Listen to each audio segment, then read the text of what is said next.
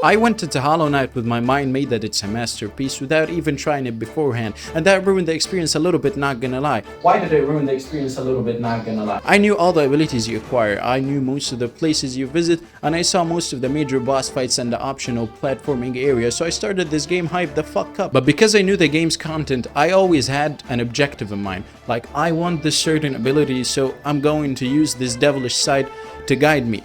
And that took away some of the fun. Right now I'm going to tell you why I called the video like this, so stay on your toes. But before I tell you, I want to say this.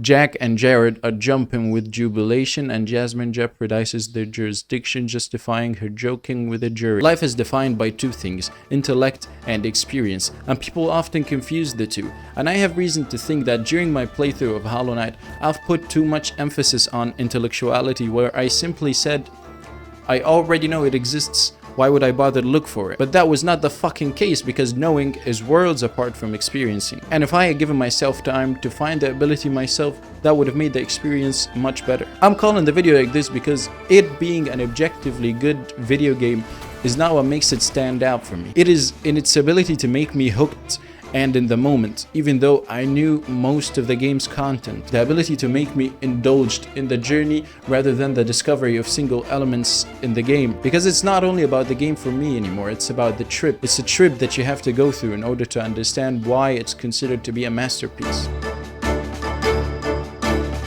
And even though I was not able to experience it blindly like my friends did, I was overwhelmingly happy with the experience. Now, enough about my experience. What about the game? The whole world of Hollow Knight is tied together harmoniously. Each area blends with the next one in a beautiful way to tell you a melancholic story about a kingdom that fell to ruins by continuously giving you bits and pieces of lore that you have to use the only 2 brain cells you got to figure it out.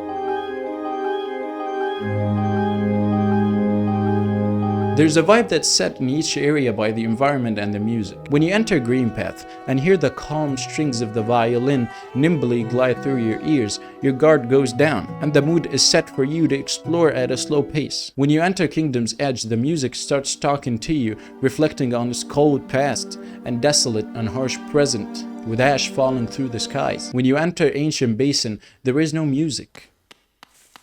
Only the loud sounds of your footsteps telling you that this place is dead, and that it has been dead for a long time now. Each step you take in this game carries weight. Every movement feels precise and each hit is razor sharp. The combat is fine-tuned to perfection. Every mistake you make is a mistake that you made. What I look for in platformers is accurate and responsive movement, and I would occasionally catch myself just moving around with no objective in mind and just toying with the game's mechanics because it is that good to just move. Boss fights range from easy and kinda challenging to fucking ruthless and painfully unpredictable, and most of these boss fights are so well made, so meticulously crafted, each with their own lore, their own movesets, their own vibe, that you can't just walk away.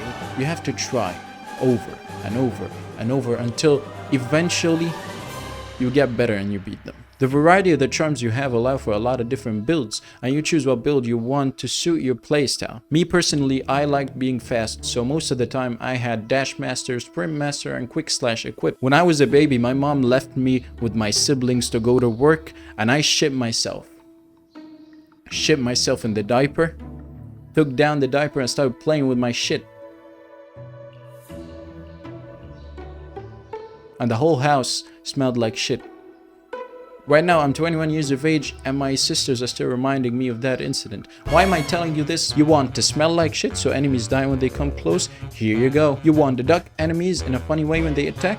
Knock yourself out. You want to shoot disgusting little worms? Sure, go ahead. A lot of people made the mistake of leaving the game as soon as they finish the final boss.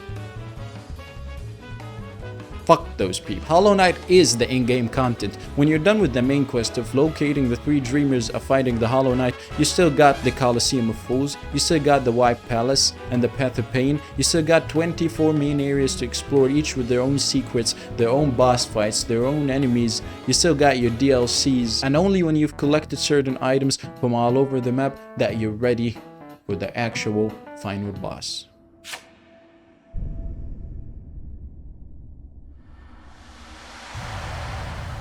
Hollow Knight is not just a video game. It is a theme park of moments, an infinitely replayable roller coaster that never ceases to amaze you in every single aspect that Metroidvania strives to implement. It is a collectathon that does not tell you that it's a collectathon, a love letter to video games, and a beautiful little experience that I will forever cherish.